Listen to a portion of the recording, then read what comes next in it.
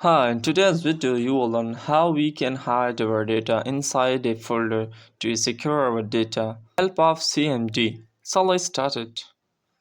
Now I want to hide this data. So click here, type CMD, enter.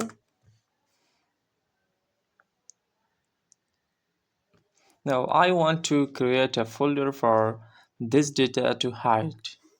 Now type the command mkdir and folder name is hide folder. Enter. You can see that I created a folder. Now I will move my data to this folder.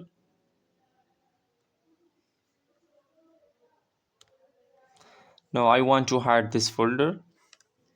Type the command attrib plus h plus s plus r and your folder name. So my folder name is hide folder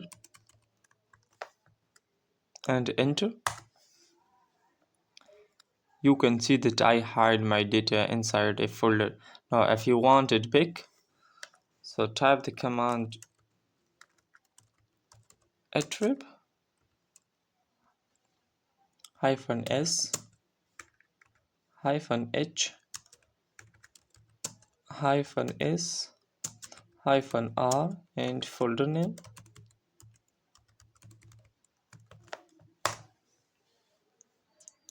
See that I got my folder again.